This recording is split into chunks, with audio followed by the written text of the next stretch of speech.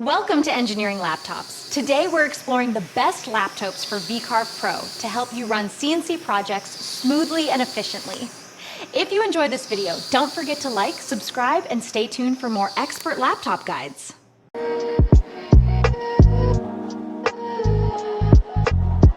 Let's find the right laptop to really supercharge your VCarve Pro workflow.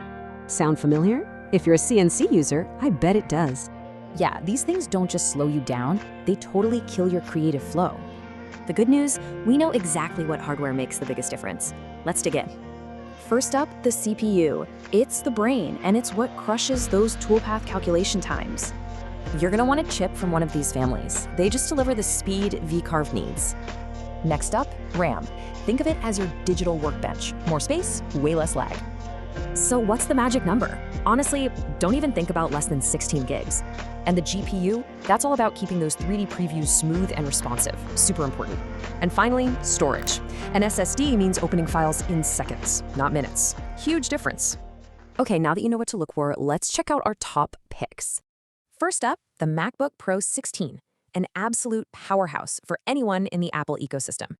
That Apple Silicon chip gives you incredible power, and it stays surprisingly cool and quiet. Next, the ASUS ROG Zephyrus G16. Yeah, it's a gaming laptop, but with workstation power. If your projects are heavy on the 3D visuals, this thing's powerful GPU is a game changer.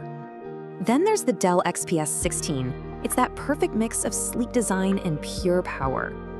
This is for the pro who needs power on the go, but also wants to look the part.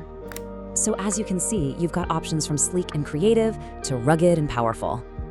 Now for the heavy hitters. The HP ZBook Fury is a true mobile workstation, built tough. And of course, the Lenovo ThinkPad P1. You just can't beat its reliability and that keyboard. All right, let's see how they all stack up. This really helps you see the differences. But hey, what if you can't get a new machine? Here's how to speed up your current one. Seriously, even just one of these tips can make a huge difference in your workflow. Because at the end of the day, the right machine just gets out of your way.